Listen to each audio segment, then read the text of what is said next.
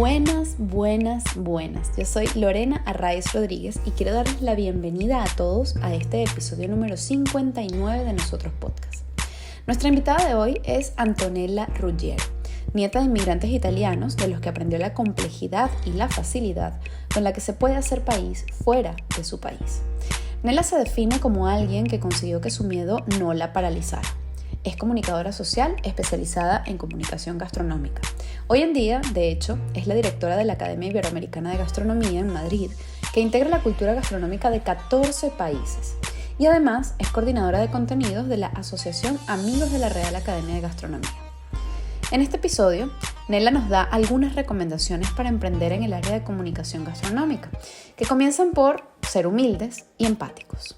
También nos habla de la importancia de la perspectiva que le damos a la adversidad, de entender que los límites que nos ponemos están en nuestra mente. Y también nos habla de que no debemos autoflagelarnos, sino, conocernos, aceptarnos con nuestras virtudes y defectos. Hace 13 años que Antonella emigró de Venezuela, país que define como un estado mental. Bueno, realmente es su hermana quien lo define así, pero ella se ha apropiado de esa frase y le agrega además que salir de tu país te pone contra las cuerdas, pero cada uno de nosotros, asegura, es un pedacito del país y cada cosa que hagamos bien suma para Venezuela, así como cada cosa que hagamos mal resta puntos al país. Así, nos invita a preguntarnos qué estamos haciendo hoy con cada una de nuestras pequeñas acciones para hacer país desde donde estamos. Sin más, los dejamos con este episodio número 59 de Nosotros Podcast con Antonella Ruggiero. Antonella Ruggiero, bienvenida a nosotros. Es un placer tenerte aquí, poder conversar contigo finalmente, porque hemos intentado esto varias veces, así que me encanta. Ha tenido que ser hoy y muchas gracias. No, gracias a ti, efectivamente lo logramos, porque esto costó. Como a veces las mejores cosas de la vida son las más laboriosas, son las más largas, son los caminos más tortuosos y al final cuando lo logras dices, valió la pena, por alguna razón tenía que ser hoy. Así es, y como dicen por ahí, los puntos se unen hacia atrás. Entonces al final es como que ya entenderemos por qué, o no, igual a veces no hay que entenderlo, simplemente va a fluir maravillosamente y sabremos que esa ha sido la razón y ya está. Mira, me encanta tenerte aquí, Nela. A ver, nosotros te definimos como una mujer, emprendedora, obviamente, ya lo veremos en todo lo que nos contarás, apasionada también y muy trabajadora, ¿no? Porque como bien estabas diciendo hace un momento, a veces las cosas más laboriosas pues son las que al final valen más la pena, pero claro, hay que trabajarlas, ¿no? Entonces, así te definimos nosotros. ¿Cómo te defines tú? Yo creo que como alguien que consiguió que su miedo no la paralizara. Yo creo que todos tenemos miedo, tenemos muchos miedos, Sí. y hay un momento en el que ese miedo puede directamente generar tu, tu chaleco salvavidas, tu chaleco antibalas, y hay otro momento en el que dices, bueno, abrazo mi miedo, me uno a él, lo acepto y continúo porque vale la pena. Así es. Y justamente hacía un recuento con mi madre el otro día que está aquí en España y yo le decía, mamá, es que te acuerdas cuando yo te dije, mamá, yo me voy a graduar de la universidad y me voy a ir porque siento que necesito buscar algo diferente, vivir en otro sitio y poderme permitir una experiencia distinta. Y eso pues fue hace 13 años, que se dice pronto, pero imagínate todo lo que pasa en un día, pues en 13 años hay un recorrido infinito de experiencia, de conocimiento, etcétera, etcétera, y al final, pues, el resultado es el que tengo ahora, ¿no? Y digo el que tengo ahora porque mañana todo eso puede variar y es un constante ongoing de situaciones. Entonces, la verdad es que también hay algo que me ha enseñado mi proceso migratorio, y es que, como todo en la vida, tienes dos maneras de verlo, ¿no? El vaso medio lleno o el vaso medio vacío. Y me refiero concretamente a la perspectiva que uno le da a la adversidad. Correcto. A cómo enfrentas un reto en cada momento. Entonces, yo he aprendido, y además es un ejercicio consciente, porque esto no es que te cambias el chip y cambia todo y varía todo y la vida Sí, sí. fluye. Hablaba, el otro día leí algo que decía, que qué tan positiva, o sea, está siendo positiva de verdad o está siendo impositivamente positiva, ¿no? Es decir, De acuerdo. generando, a fin de cuentas, un autoengaño. Y en mi caso es que tengo que aprender de esto, porque lo estoy viviendo. Y si hay algo que me ha dado también el haber salido es la paciencia Mm. para entender que lo que sea que se vaya a decidir, que lo que sea que se vaya a desarrollar o a desencadenar, yo necesito tener todos los datos o por lo menos amarrar la mayor cantidad de información posible para a partir de allí entonces decidir. Que a veces mi Tauro no me deja, porque mi Tauro con mi ascendente Sagitario pues quiere ir muy rápido, Yo demasiado también soy rápido. ascendente Sagitario, pero soy... Ahí está, entonces tú me entenderás. Sí, sí, sí, Y a total. veces dices, mira, sabes que no tengo paciencia, ya no quiero. Y la realidad es que los tiempos no los controlas tú. Lo que sí puedes es saber entender que el ritmo no es el que tú le quieres poner, sino el que es. Que eso no es ni bueno ni malo, es el que Eso es. es. Eso es, justo hoy, bueno, hace un momento, hoy, en este hoy en el que estamos grabando, no este hoy en el que va a salir esto, pero hablando de que el tiempo es así como tan relativo, acabo de publicar una cosa en Instagram que tiene que ver un poco con eso de, no solamente de que los ritmos son los que son y no los que uno quiere, sino todo en general, es como es, cuando es, si es que tiene que ser y no ni cómo, ni cuándo, ni dónde uno quiere. O sea, al final es un tema de rendición, ¿no? De eso va un poco lo que estaba escribiendo. Es un tema de rendición entendida, no, yo antes pensaba, por ejemplo, que la rendición era como, ay, mira, me rendí, tiré la toalla, esto ya tal, y claro, eso no iba conmigo, ¿no? Porque yo tal, la que siempre va por lo que quiere y no sé qué, ajá, pero tú puedes ir por lo que quieres, pero desde el no apego, ¿sabes? A eso que quieres o a cómo lo quieres, ¿no? Y entender, aceptar y entregarte un poco, ¿no? A ese fluir de la vida que no es sencillo, pero que una vez que le agarras como el tumbado, te das cuenta que de verdad es mucho más fácil de lo que uno se lo hace, ¿no? O sea, porque nos complicamos a veces las cosas. Nosotros, en cuanto a la percepción y a la reacción que tenemos, ya como dices, bueno, obviamente hay cosas, situaciones, momentos, personas, tú no controlas nada de eso, pero, oye, si tú aprendes a fluir con eso, y ese fluir para mí ha significado un gran aprendizaje, que tiene que ver con esto de permitirle a la vida hacer lo que la vida viene a hacer. O sea, no soy yo la que tiene que decidir que también esto tiene sus matices, ¿no? Porque tampoco es sentarte en el sofá a esperar que las cosas pasen. Es hacer lo que tienes que hacer, lo que quieres hacer, lo que sientes hacer, pero desde esa rendición y esa paz, ¿no?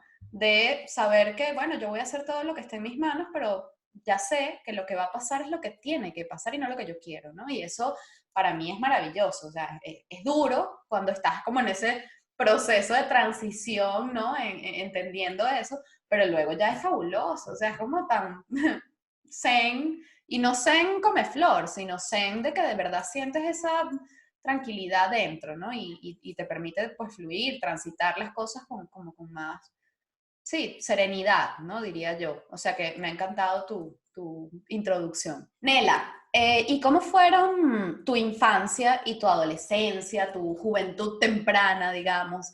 Porque yo creo profundamente, bueno, últimamente se habla mucho de esto del niño interno y tal, y bueno, sí, pero yo creo de verdad que cuando somos pequeños, bueno, tenemos como ciertos rasgos, ciertas actitudes, ciertas características. También tenemos situaciones que nos marcan, ¿no? Y que forman parte luego de nuestra trayectoria de vida y de cómo miramos ciertas cosas, cómo nos acercamos o nos alejamos de ciertas cosas. Pero también tenemos unos rasgos de personalidad allí como bastante presentes que a veces ignoramos hasta que nos hacemos conscientes de ellos. Y entonces ya siendo adultos y desarrollando nuestra vida personal y profesional, nos damos cuenta de que hay cosas de esa niña, ¿no? Que siguen presentes, menos mal, en nuestro día a día. Entonces te quiero preguntar cómo fue esa infancia, esa juventud, dónde creciste, que tu familia, en el colegio, las actividades que hacías, no sé, alguna cosa que nos quieras comentar que tú veas que de alguna manera ha marcado de manera importante a la Antonella de hoy en día. La familia. La familia y el entender la complejidad y a la vez la facilidad con la que uno puede hacer país fuera de su país. Porque mi familia se fue de Italia, digamos, mis 4 abuelos emigraron de Italia a Venezuela y se fueron en condiciones muy distintas. O sea, mis abuelos paternos ya estaban constituidos como pareja y se fueron en un barco, en unas condiciones X, y mis abuelos maternos, cada uno se fue por su lado, se encontraron en Venezuela, y entonces, claro, la historia es diferente, con un resultado distinto y con un proceso medianamente similar, que era cómo hago una reconstrucción de mi vida, incluso un arranque de mi vida, porque mi nonna materna se fue con 18 años, Wow. al otro lado del mundo, en una situación tan compleja, hablando un idioma que yo no entiendo. Después de 15, 20 días en un barco, escapando de la posguerra y de los dramas de la posguerra.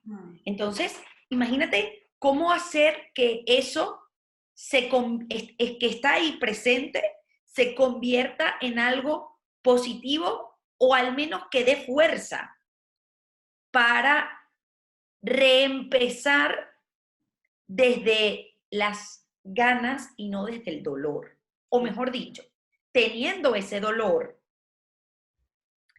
pero a veces sin siquiera darte tiempo de sanarlo porque tenías que seguir. Sí, claro, no puedes pararte, que ya va, déjame llorar aquí un rato, ¿no? Ya va, tengo que sobrevivir. Claro, claro. Y hay algo que yo cuento mucho porque yo de esto me di cuenta ya muy mayor. Yo siempre encontré, por ejemplo, en mi nonna materna una severidad tremenda y yo no entendía. No entendía por qué ella podía ser tan amorosa y tan rígida.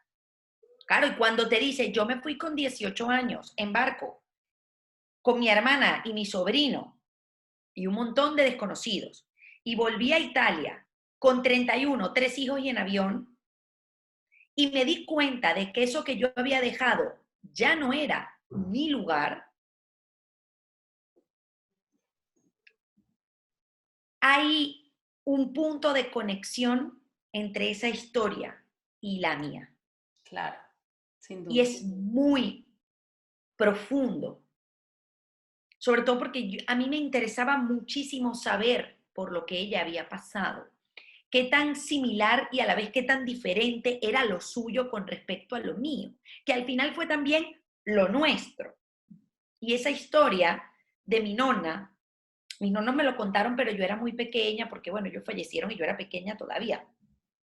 Pero esta nonna que es testigo vivo, que es un testimonio tan importante para mí y para nosotros como familia, es algo que a mí me gusta oír, pero que a ella no necesariamente le gusta contar, Claro. porque tiene una memoria del dolor allí muy presente. Entonces, claro, el entender que además nosotros estamos en un país tan variopinto, tan abrazador y tan amalgamador, que si teníamos que ir a hacer la tarea a casa de una amiguita cuyos padres eran del Líbano, pues se comía comida libanesa, o Sí, siria, o canaria, o gallega, o portuguesa, o venezolana, o italiana, no pasa nada. Y como al final nosotros en ese arco iris de culturas nos sentíamos plenamente bien. Y que en mi casa se desayunaban arepas y los jueves eran los días de pasta porque sí, en casa de mi nonna.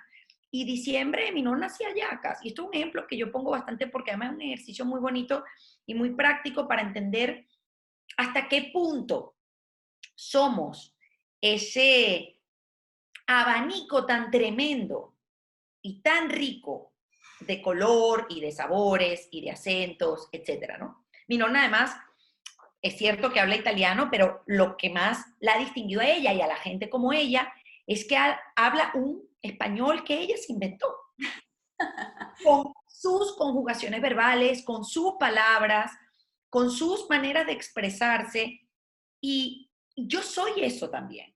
Entonces, mi infancia fue ese hacer comunidad fuera de un país, reuniéndose con gente diferente, estudiando en un colegio de monjas españolas, eh, con una, con una apertura sin límites y sin que eso generara ningún tipo de roce. Entonces, eso de alguna manera yo creo que determinó algo, hizo pozo en mi cabeza, Claro. porque me empecé a interesar por reconstruir esa historia, al punto que yo conservo una de las maletas de las maletas de mano, con las que mis abuelos llegaron a Caracas, que está repleta de fotos que yo no, de gente que no logro identificar, pero sé que algo tienen que ver conmigo. Y esa maleta me la traje de Caracas hiper bien envuelta en papel de burbujas. Y es tu tesoro, ¿no? Está aquí conmigo, Claro. porque esa maleta, o sea, cada vez que necesito voltear a buscar ese cable a tierra, tengo esa maleta ahí. Qué bello. Pero como tengo mi cuadro del Ávila muy parecido al que tienes tú ahí, que me regaló mi madrina, son elementos que no te hacen perder de vista de dónde vienes y por qué estás donde estás. Y que además abres la nevera y tienes harina pan, y tienes ibéricos, y tienes cerveza, y tienes el orégano en el carrito de las especias, que además recoge un señor en el pueblo de tu nonna, en la montaña, y que es completamente artesanal. Yo soy todo eso. Y yo creo que de ahí parte también mi vínculo con, con la gastronomía, porque para mí es familiar, es emocional, es histórico. Qué bello. Qué bello. Hablando de ese vínculo con la gastronomía, claro, estudias comunicación social, pero luego te has especializado justamente en periodismo gastronómico, o yo no sé si periodismo gastronómico, yo diría más bien como en comunicación gastronómica, ¿no? Ya me corregirás tú. Y bueno, en ese trayecto, pues has fusionado la comunicación con todo esto que nos acabas de contar, ¿no? Con tu propia historia personal y familiar, con lo que eso te mueve dentro, que obviamente es el origen de esa pasión, ¿no?, que tienes gastronómica. No es solamente que qué rica la comida italiana, venezolana, española o de donde sea, sino es cómo a través de esto te conectas contigo, con tus ancestros, con tu historia y con la historia de tanta gente, ¿no? Porque también es como eh, saber, entender y ver que no somos el ombligo del mundo en modo, bueno, esto me pasó a mí, entonces, wow, no. O sea, es también algo histórico, yo creo que es un punto de encuentro, ¿no? El poder percibir desde la gastronomía en tu caso, pues toda esa diversidad cultural y esa amalgama, ¿no?, que mencionabas hace rato, de pensares y de sentires, ¿no? Entonces, bueno, yo quisiera que nos contaras esa trayectoria de esa fusión entre comunicación y gastronomía, cómo la descubriste, qué te motivó, qué te llevó, bueno, qué te motivó a la gastronomía ya lo sabemos, pero digamos, ¿cómo fue esa fusión? ¿Qué es lo más rico que has encontrado allí? Es que yo no lo sabía tampoco. De hecho, yo me vine a España a hacer un máster en comunicación en Barcelona y de repente me mudo a Madrid para homologar mi título y me dicen, oye, o sea, me entero de que por primera vez se va a abrir la especialización Además se llamaban periodismo gastronómico y nutricional, pero estoy completamente de acuerdo contigo en que yo no ejerzo un periodismo estricto, yo ejerzo una comunicación gastronómica, sobre todo porque mi trabajo es ese, ¿no? Y dije, lo voy a hacer, ¿por qué no? Me parecía interesante. Por supuesto, no entendía en absoluto la complejidad que eso iba a conllevar, y ni hablar de hacia dónde me iba a llevar a mí, porque uno no puede Intuición. dimensionar Eso eso. fue tu alma que dijo, es por aquí, ya entenderás más adelante. Totalmente, totalmente. Hubo algo que me dijo, ¿por qué no? Qué Claro. diferente, hazlo. Y a partir de ahí empecé a trabajar en esto. Pero además, imagínate, el otro día le contaba a alguien, imagínate que a mí me toca empezar a hablar de gastronomía en España. Claro. Yo tuve que estudiar geografía de España porque yo no tenía idea. Claro. O sea, ¿por qué tenía yo que saber la diferencia entre la gamba de Huelva y los chipirones del País Vasco? Por poner un ejemplo, ¿eh? Que yo no la sé, ¿eh? O sea que... Pero fíjate, claro, porque además es que no tienes por qué saberlo. Pero ahí entendí tanto y me conecté tanto con eso, que el resultado fue, bueno, vamos a continuar. Y ahora lo he transformado y eso ha mutado y ha crecido y se ha enriquecido, además con la posibilidad de no centrarme solo en España, Claro. sino de seguir uniendo las piecitas del rompecabezas que yo soy per se. Claro. Entonces, imagínate, o sea, te conectas con lo que se come en la República Dominicana, con lo que está pasando en Cuba, con lo que está pasando en Venezuela, con lo que está pasando en Paraguay, con lo que pasa en México, con lo que pasa lógicamente en España. Y me ha dado también otra dimensión de mí misma. Me ha permitido incluso poder contar, que además es una cosa que podría resultar hasta irónica, ¿no? Hay un máster en nutrición en la Facultad de Farmacia de la Universidad Complutense de Madrid, donde yo coordino dos módulos, el de comunicación y el de emprendimiento, a un perfil de personas completamente dedicadas a la ciencia y a la ciencia de la salud. Y yo Ya. vengo y les digo, cuidado, porque como decía el papá de Spider-Man, todo poder implica una gran responsabilidad. Así es. Entonces, lo que sea que ustedes vayan a hacer, lo que sea que ustedes vayan a comunicar, piénsenlo dos veces. Y tres. Y tres, y las que haga falta, efectivamente. Entonces, tú imagínate lo que yo estoy disfrutando, lo que hago, porque además para mí no es un trabajo, es una voluntad, son ganas. Es despertarme todos los días pensando, bueno, a ver qué sale hoy, a ver qué estructura nueva le vamos a dar para construir una identidad general de todos los países con los que yo trabajo, para intentar además que todos comprendamos que es más lo que nos une que lo que nos separa, por, como decías tú, por comeflor que pueda sonar. Y porque además es un ejercicio para mí. Claro. Es una manera de mí misma decir, ¿y por qué tienes que elegir? Si una vez me preguntaron, pero tú, por ejemplo, si tuvieras que escoger la comida mexicana, la comida peruana, o la comida italiana, o la venezolana, ¿con cuál te quedas? Con todas. ¿Por qué tengo que elegir? Claro. Si yo no, o sea, ¿por qué hay que restringir algo cuando puedes tenerlo todo y más? Y a la vez. Claro, y además fusionar la diversidad, o sea, como darle, potenciar ya la magia que tiene cada una de esas culturas, en este caso gastronómicas, pero de cualquier modo, ¿no? O sea, cuando puedes sumarle a eso cositas de otro lado y armar una cosa fantástica y que nos pueda, como tú dices, ayudar a reconstruirnos incluso personalmente, pero también socialmente, ¿no? Y yo creo que eso es uno de los grandes aprendizajes de la migración, sin duda.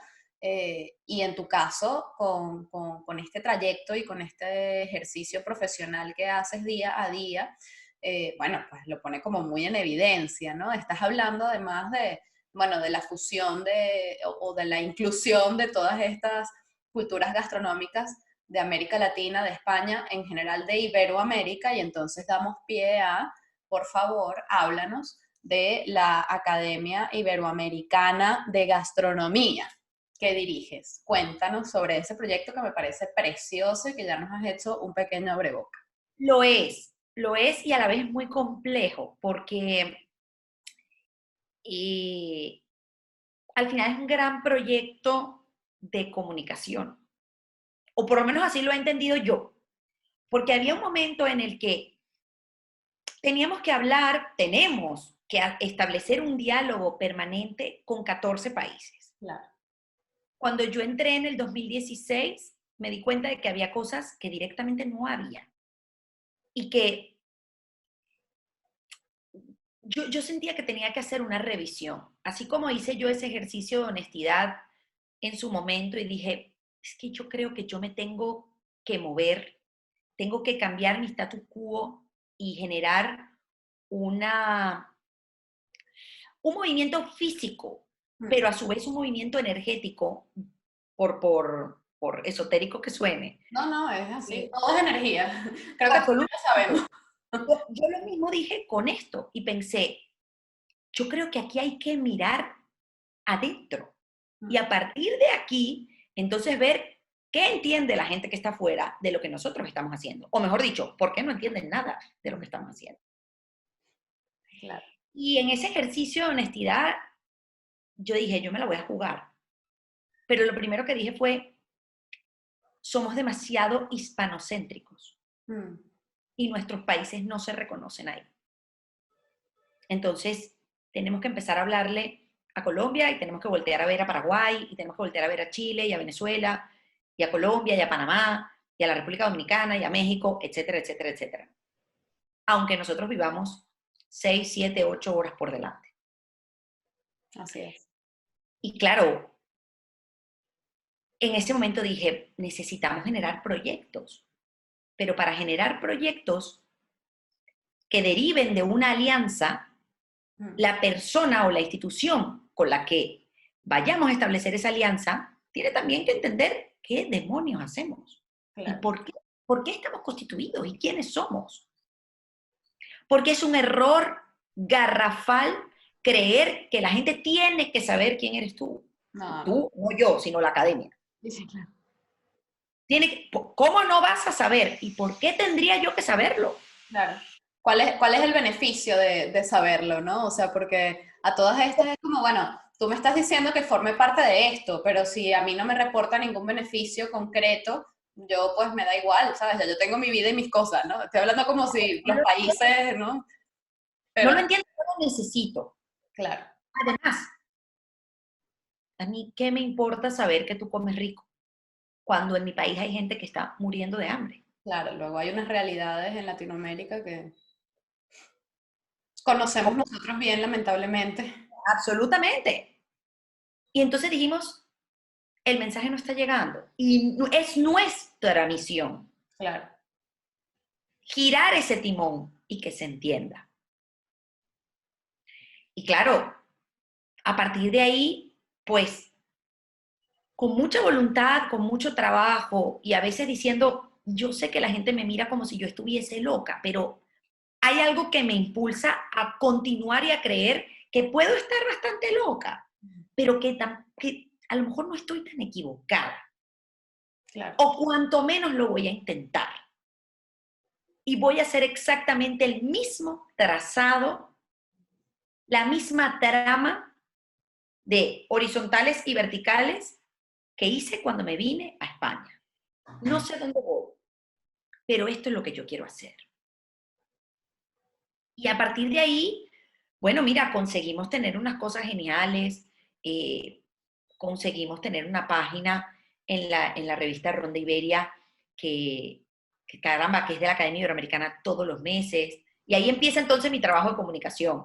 El programa de radio en Radio Exterior de España, buscamos media partners, estamos generando proyectos formativos y educativos, porque se nos había olvidado que esa tiene que ser la punta de lanza. Claro. Que definitivamente una de las cosas que en las que nosotros debíamos incidir era en que así como nosotros habíamos entendido la responsabilidad y la magnitud de lo que queríamos, y de lo que estábamos intentando hacer, asimismo teníamos que quitarle a la gastronomía esa sensación de qué banales son estos señores. Y de superficialidad. Claro, que Ya. solamente se están preocupando por hacer reseñas, por poner un ejemplo, de unos sitios maravillosos donde van a comer. Claro. Y ese había sido nuestro error. Y hay un momento en el que, bueno, dices, vamos a pegar esto, pues vamos a recoger los vidrios rotos, vamos a ver si se pueden pegar o no, o si tenemos que comprar otra vajilla, hablando en términos gastronómicos, o si definitivamente aquí hay que volver a comer con las manos.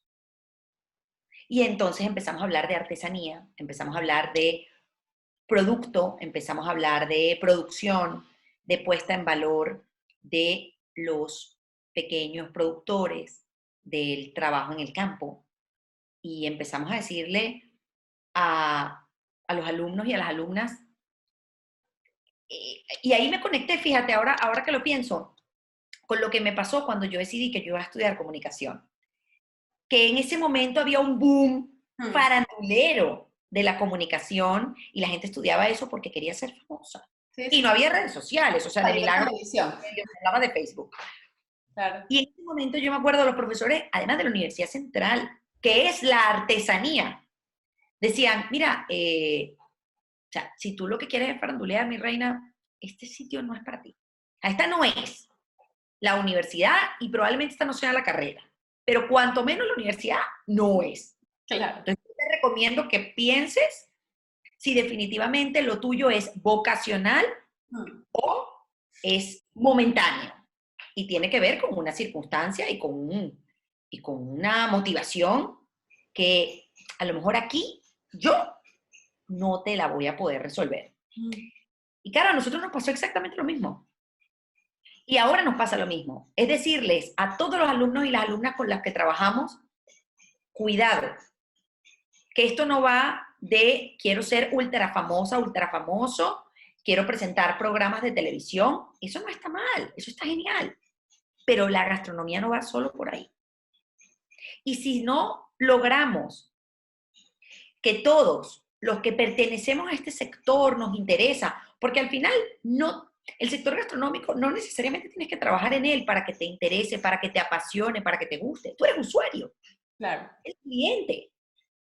Entonces, vas a un sitio y dices, ay, me hice un viaje maravilloso a Tailandia y me encantó comer insectos en la calle. Hice un viaje fabuloso a México y comí tacos de canasta sentada en un murito. En algún momento, algo de la gastronomía a ti te va a tocar, Claro. porque es un ejercicio desde la posibilidad o desde la carencia. Porque tiene muchísimo o porque te falta. Y entonces, la responsabilidad es para mí ahora mismo el motivo. El decirle a la gente, si tú de verdad estás pensando que esto es para que te vuelvas famoso, yo siento decirte que a lo mejor debes revisar tu vocación. ¿Y qué ha sido, Nela, lo más, hablando un poco de este reto, el desafío que tuviste, ¿no? Dentro de la academia, por situarlo, pero bueno, retos y desafíos has tenido muchos, pero el mayor desafío y la mayor satisfacción que has tenido en este proceso eh, migratorio, ¿no? Porque además hay que, o sea, si sumas todo, bueno, sabemos que no somos una cosa, somos un cúmulo de cosas, ¿no? Entonces, si sumas todo, ¿no? La migración, el emprendimiento, la gastronomía, la comunicación, o sea, todo eso, ¿no? Lo metemos en un bol y decimos, vale, ¿qué ha sido de todo esto lo más retador y qué ha sido de todo esto lo más satisfactorio para ti? Lo más satisfactorio es haberlo hecho. Eso no hay duda. O sea, el que yo ahora voltee a ver y diga, es que lo volvería a hacer.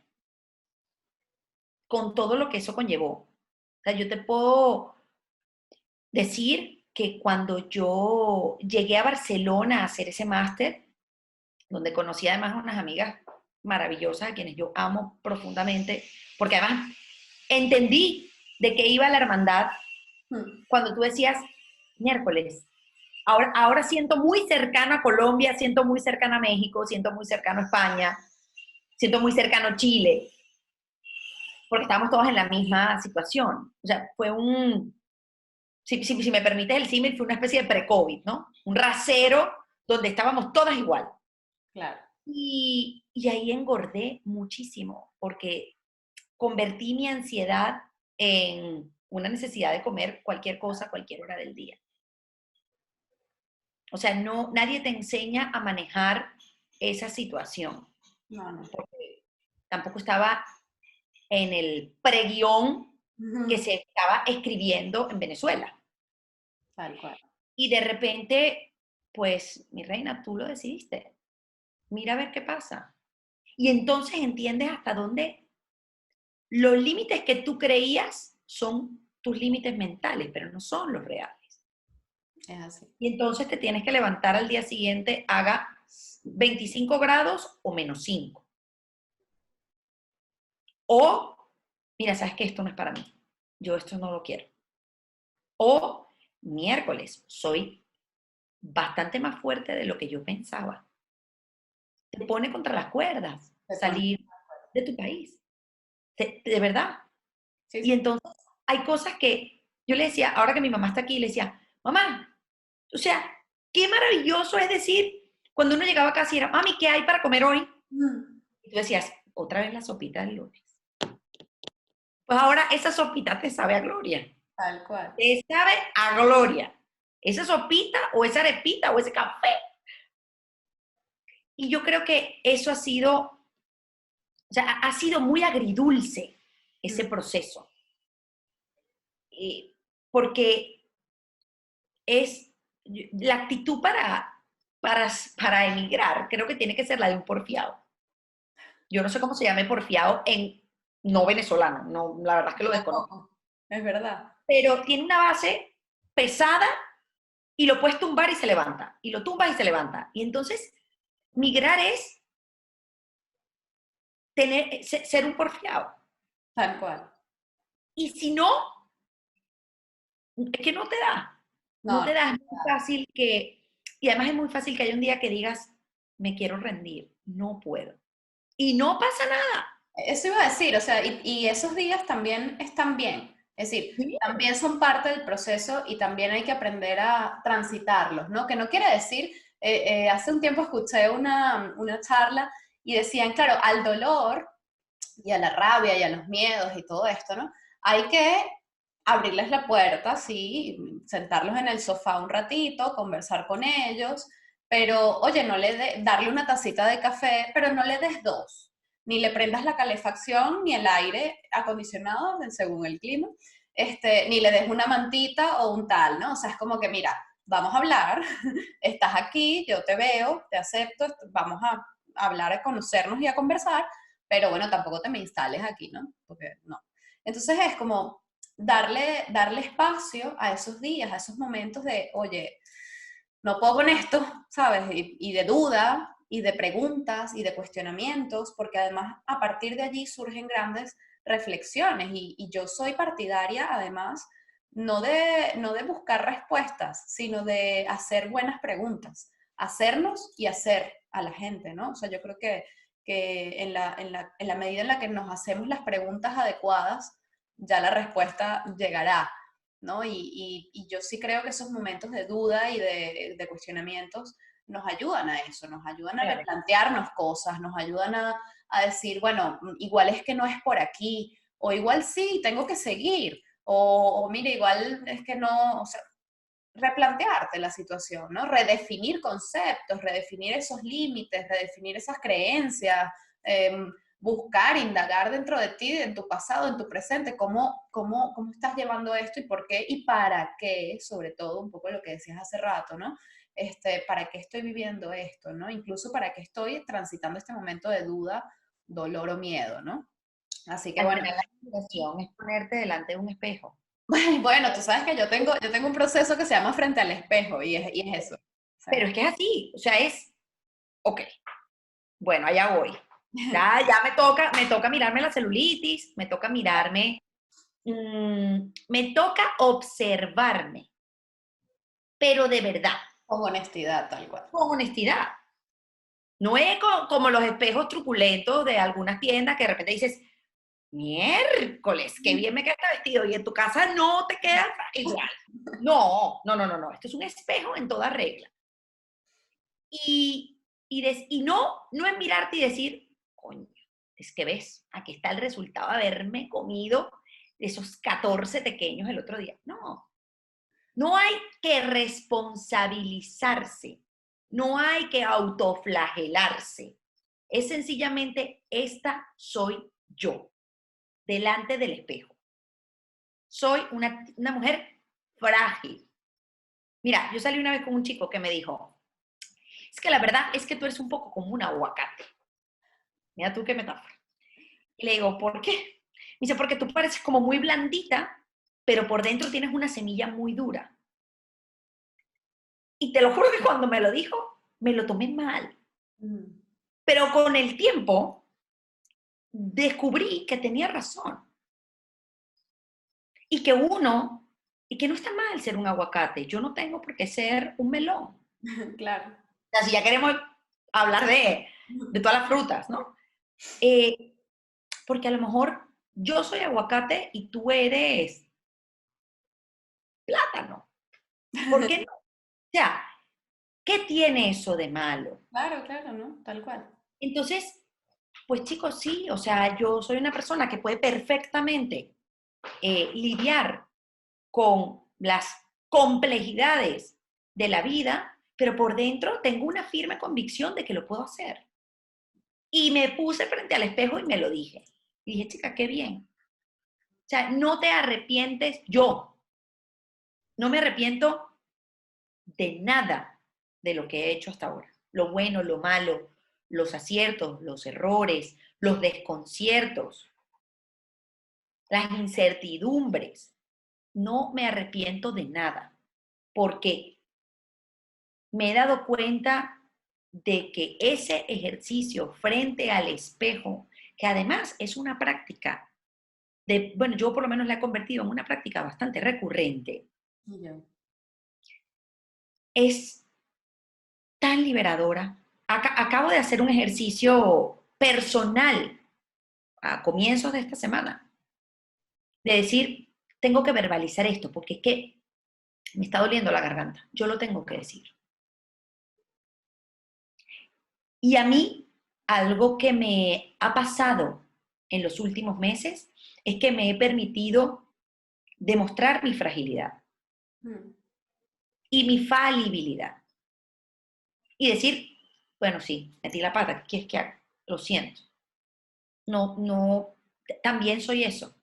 Tal cual. También soy una mujer que se equivoca, también soy una mujer torpe. Yo soy muy torpe, me golpeo con todo.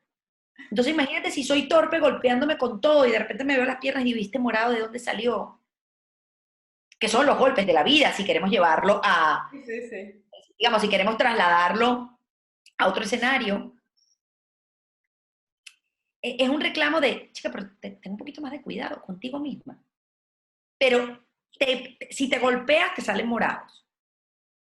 O sea, es verdad que eres un aguacate que tiene un centro muy fuerte, pero también los aguacates se, se magullan cuando se golpean. Claro, o sea, y se pone morado también, un Y se poquito pone ahí morado. marroncito. Claro, claro. Y entonces tienes que quitarle esa parte con muchísimo cuidado. Pues ese es el ejercicio. Por lo menos el que yo me estoy permitiendo hacer y te lo juro que es muy liberador. Es muy liberador. Es liberador entender que la fortaleza, porque nos han enseñado que tienes que ser fuerte y tal.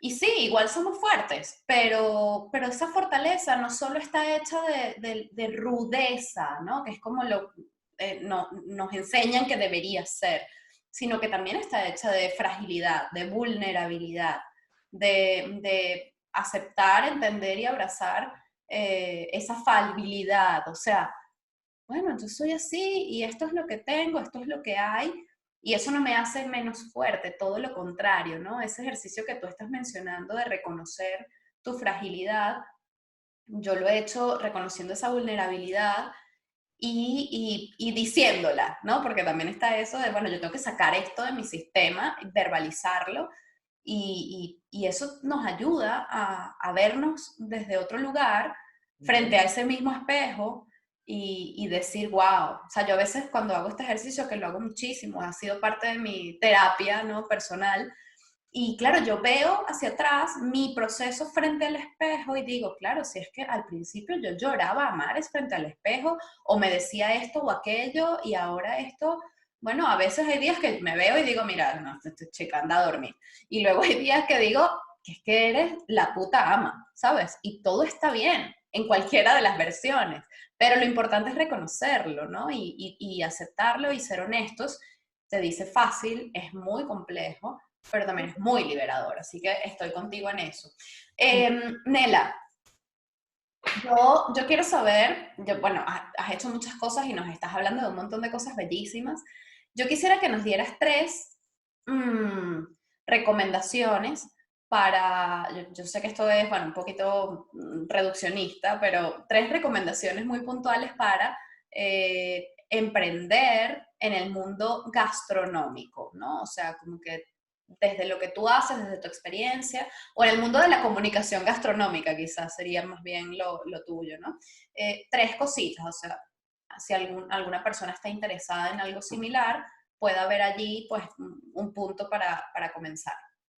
Sí, lo primero, un ejercicio de humildad. Es decir, no porque a mí yo hago una lasaña extraordinaria, maravillosa y divina en mi casa, significa que yo voy a poder gestionar un restaurante italiano. Eso es lo primero, porque entonces el choque con la realidad es muy grande, ¿vale? Lo segundo, yo creo que es la no banalización del sector. Ay, mira, eso es cualquier cosa. O sea, hago dos hamburguesas con tres lechugas, pongo una carne buenísima, unas lechugas buenísimas y allá que me voy y me aventuro a montar mi local. Porque además da dinero muy rápido, ¿o no? O no, y entonces rápido se te cae el castillo de naipes, porque te desesperas. Y por otro lado, creo que desde el punto de vista de la comunicación, esto no es qué rico está este arroz chino del restaurante Mengano nuevo. O de verdad qué desacertado día ha tenido la chef fulanita. Una cosa terrorífica, la experiencia ha sido malísima porque uno puede hacer mucho daño. Sí. Desde, desde, ese, desde esa opinión. Imagínate ya si además pues eres una persona que lo pone en redes sociales y tienes montones de seguidores y tu palabra vale mucho y es muy tomada en cuenta. Yo creo que en ese caso es mejor no decir nada. O, en su defecto, quiero decir, si tu ejercicio es de crítico gastronómico, pues lógicamente eso es lo que hace un crítico gastronómico, como es lo que hace un crítico de cine. Claro. Pero si no, vale más la pena que haciendo un ejercicio de honestidad, pero no desde el ego, tú te acerques a la persona que gestiona ese sitio y le digas, de verdad, miércoles, qué mal estuvo esto. No me gustó. Creo que le faltó cariño, creo que le faltó amor, porque me parece muy importante que todos reconozcamos que, perdón, que hay una abeja. Casi se me viene contra la cara. Cuidado. Que todos reconozcamos que cuando tú vas a un lugar a comer, a cenar, tú le estás entregando a ese sitio tu momento de celebración. El que sea, o tu momento de infelicidad. También. Y esa persona se hace cargo de ese rato. Entonces, no es cualquier cosa. Es también un ejercicio de responsabilidad. Entonces, si la comunicación política, económica, se toma tan en serio, la que tiene que ver con la gastronomía tiene que ser igualmente seria. Claro. No se puede, no nos podemos permitir trabajar solo desde lo visceral. Y si es así, ¿cómo lo vamos a manejar? Por lo menos preguntarnos, ¿vale la pena que yo diga, nunca jamás en la vida vayan a Casa Lorena porque eso es una cosa horrorosa? Y a lo mejor tú tuviste un día muy malo. Claro. A lo mejor no coincidió, caramba, se alinearon los astros para que no fuese como yo lo esperaba y como tú tampoco. Entonces, ahí sí vale la pena, eh, iba a decir ser compasivo, pero no es un tema de compasivo, es un tema de humanidad. Es un tema de humanidad. Yo creo que todo es un tema de humanidad. Si lo tuviéramos así de claro para todo, otro gallo cantaría, ¿no? Nela, ¿con qué sueñas y a qué le temes? Miércoles. A ver. He dicho mucho la palabra miércoles y hoy es viernes. Bueno, pero lo Pero es que, claro, es que tampoco quiero decir, ya. estoy disfrazando lo que verdaderamente estoy pensando, ¿eh? Y yo sueño con, mira, una cosa que tengo en plan es estudiar algo que tenga que ver con psicología, que no lo he hecho. No lo he hecho. Estoy muy, muy, muy sensibilizada, sobre todo con temas que tienen que ver con violencia de género, con lo intrafamiliar, que además ha sido un trabajo personal al margen de mi trabajo con la gastronomía. Estoy haciendo ahí una recopilación de cosas que hay que sanar en el linaje femenino de mi familia. Porque no todo es color de rosa, ni mucho menos. Ya te decía yo que en la vida hay que ser un porfiado. Sí. Y yo creo que le temo a hacer un recuento cuando yo tenga 90 años, espero llegar a los 90 años, y decir, ¿por qué no lo hice? No me quiero arrepentir de no haberlo hecho. Quiero decir, wow, me pasé 3 pueblos y lo hice mal, porque soy torpe, pero no dejé de hacerlo. Porque creo que eso se quedaría allí como una cuevita para siempre. Sí, como una cuevita deshabitada, y no me gustaría tener demasiadas cuevitas deshabitadas cuando yo hiciera ese flashback de mi vida más adelante. Bueno, si lo tienes tan claro, yo creo que por allí pocas cuevitas te quedarán, así que tú tranquila.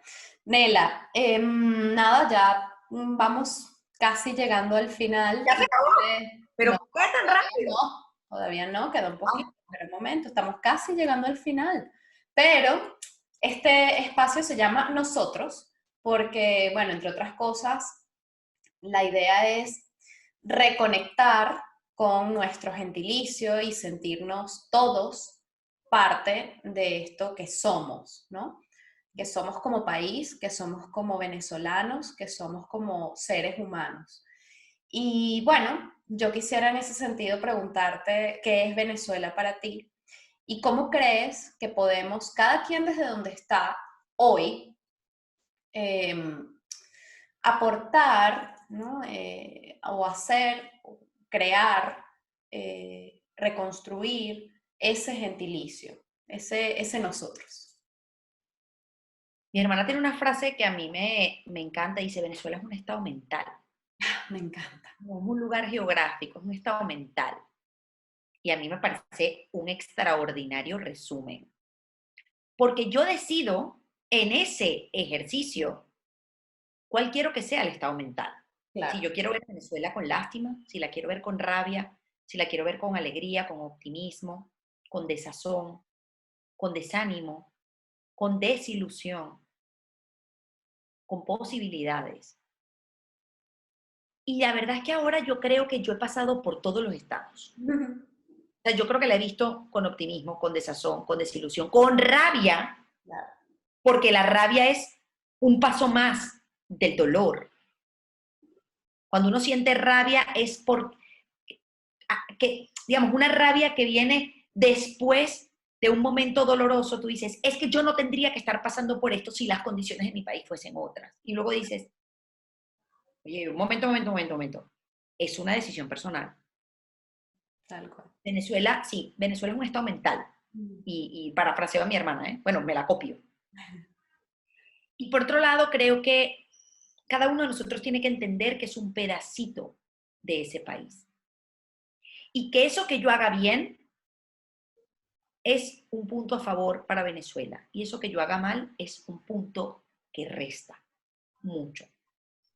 Yo la verdad que estoy bastante en contra de despertar lástima por el hecho de decir, es que yo soy venezolana.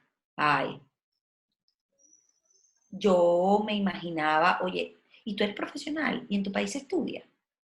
Ya. Oye, no, eso no nos lo podemos permitir. Cada uno desde lo que hace tiene que decir, sí. Mira, mi país es un porfiado permanente. Y yo he aprendido a ser porfiado porque yo nací en un país de porfiados, donde todas las adversidades estaban puestas sobre la mesa para que algo no saliera bien. Yo entiendo lo que significa esa situación y a partir de ahí yo he logrado construir. Fuera, dentro, más allá, con hijos, sin hijos, en la política, fuera del ejercicio político per se. Porque a fin de cuentas, bueno, tú lo sabrás mejor que yo, hay un ejercicio político permanente. Porque a mí muchas veces no me ha tocado especificar nada, pero sí he dicho, bueno, yo llevo desde el 2008 fuera de Venezuela, no hace falta que le explique por qué. Claro. Entonces, claro, te lo tienes que tragar. Y no entrar en una diatriba porque no es el lugar, no es la tribuna, y no es tu rol en ese momento.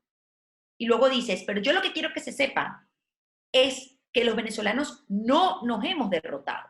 No estamos despertando lástima y compasión. Todos somos porfiados. Y el momento en el que un venezolano se cae, hay otro que le hace, acuérdate que tú eres porfiado, vuélvete a levantar. Entonces, me parece que lo que tenemos que hacer es que cuando nos lo pregunten, digamos, sí, claro que soy venezolana, y mira dónde estoy, y mira lo que podemos hacer. Y ya no te digo si terminamos de entender que haciéndolo juntos vamos más lejos. Bueno, claro. Y dejamos de pensar en tu parcelita, mi parcelita, tu terreno y mi terreno, y decimos, pero si tu terreno es bueno y el mío también, ¿por qué vas a plantar tu maíz y yo voy a plantar aguacates? ¿Por qué no vemos? Y a lo mejor hacemos una gran plantación de las dos cosas. Claro. Y nos dejamos de límites y de barreras que son innecesarios, sobre todo en un país que nos necesita y nos necesitará siempre. A todos. Entonces, no importa si estás allá o estás aquí o estás más allá.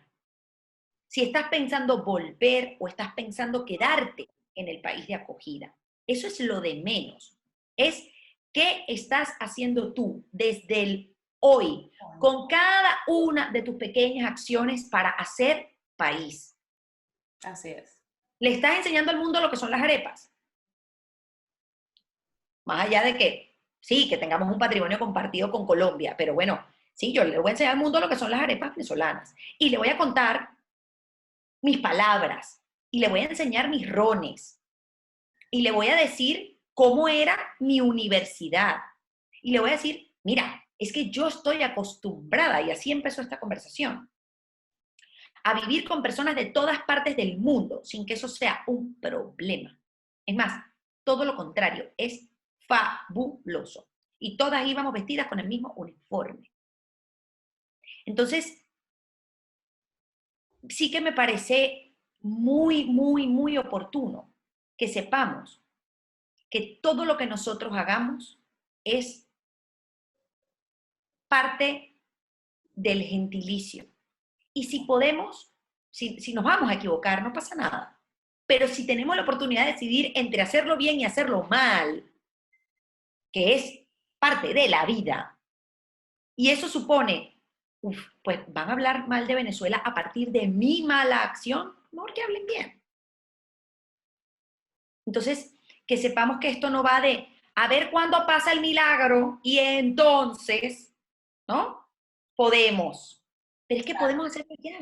Claro, claro, ese es el punto. O sea, y por eso mi pregunta siempre es esta, ¿no? De qué podemos hacer desde donde está cada quien hoy. Porque es que ese pensamiento también de, bueno, cuando pase esto y aquello, entonces no, o sea, ahora mismo tú sigues siendo Venezuela hoy donde estás. O sea, ¿no? Así que estoy totalmente de acuerdo con Y te todo lo digo que algo, estás diciendo. tampoco va de asumir que lo que hay vale, digamos, es la normalidad. Claro, no. Eso no es cierto. Porque a mí el otro día me decía alguien, no, pero es que ahora en Venezuela se consigue de todo. Lo que pasa es que está carísimo y está dolarizado. Esa no podemos asumir que sea la normalidad. No. Porque ese no es el país que queremos y no es el que estamos anhelando y no es para el que estamos trabajando. Entonces, no se vale tampoco convertirnos en bueno, es que peor es nada. Es que hemos estado peor porque ha habido apagones. Es que no estamos bien. Cuidado. Entonces, ¿cómo no podemos pensar? Y aquí me vas a permitir que haga un comentario muy fuerte, Por favor. con todo respeto. No podemos permitir que esto se convierta en una relación de maltrato. No podemos. O sea, no es que claro, como él es el papá de mis hijos, ¿cómo me voy a separar de él a pesar de? No, eso no se puede normalizar. No podemos permitir ese maltrato y asumir que me están maltratando y yo le estoy abriendo la puerta o le estoy dando el cuchillo para que siga. No, no, estoy completamente en desacuerdo con eso. Lo Es primero es decir, eso no está bien. Esa no es la condición y todos lo sabemos. Lo que pasa es que yo barro debajo de la alfombra y ahora tengo una montaña gigantesca, pero no la hago que no la veo. sí, No tal. podemos barrer debajo de la alfombra, porque eso significaría complicidad. Entonces tenemos que también decir, eso no. Yo tengo que, bueno, me toca ahora mismo asumir que eso es así, pero yo no estoy de acuerdo. Claro. Eso también es responsabilidad. Total, es responsabilidad y eso también es hacer país, ¿no? Dentro o fuera, eso también es hacernos conscientes, responsables y tomar parte, ¿no? De lo que pasa y de lo que puede pasar. Nela, me ha encantado esta conversación, de verdad que sí, me encanta tu vibra, tu energía y cómo la muestras y la pones al servicio a través de lo que haces. Así que muchísimas gracias por No, a ser ti, por favor. parte de este nosotros. Me contuve para no decir las groserías que quería decir, porque oye, Bueno, pero bueno, eso también es país. eso también es país. Muchísimas gracias, Nela. Un besazo. Sí, por favor. Gracias por todo y de verdad, bueno, quedo a disposición de quien lo necesite, quien lo requiera, desde donde yo pueda apoyar, desde donde yo pueda dar una idea. eh, estoy ahí, yo no, digamos, no, me tienen a portata di mano, como dicen en italiano, para lo que haga falta, porque además yo creo que es el momento de, de que a partir de estos espacios y a partir de estas conversaciones haya algo que si uno está pensando o está planificando hacer, pues oye, ¿por qué no? Nos animemos desde un punto de vista profesional o desde un punto de vista estrictamente personal. Entonces, de verdad que para mí, o sea, el tiempo ha volado, se me ha pasado Sí, rapidísimo. a mí también. Y creo que eso es bello cuando pasa, porque entonces significa que hay una conexión real que va más allá de lo que tú me puedas preguntar y lo que yo te pueda responder. Esto definitivamente, en estos espacios, lo que hay son seres humanos que dialogan y que intercambian sus vivencias y dejan sembradas cosas que tú no sabes hacia dónde vayan a ir, pero bueno, no las dejas de compartir, ¿no? Así Así que es. te mando un beso muy grande, un beso grande a todos y a todas los que se animen a escuchar esta conversación y ya saben, aquí estamos. Gracias, Nela. Un abrazo enorme. ¡Mua! Esto es Nosotros Podcast, producido y conducido por Lorena Arraiz Rodríguez, con Patricia Ramírez en la edición, Mate González en la comunicación, música original de Diego Miquilena y animaciones de José Gregorio Ferrer. Recuerden seguirnos en nuestras redes sociales @nosotros_podcast y suscribirse en cualquiera de nuestras plataformas, YouTube, Spotify, Google, Apple, para que podamos estar más conectados y, muy importante, para que podamos compartir opiniones, sugerencias y peticiones, porque nosotros es eso, un punto de encuentro para recordar que somos tan solo una gota en el mar infinito de nuestro gentilicio.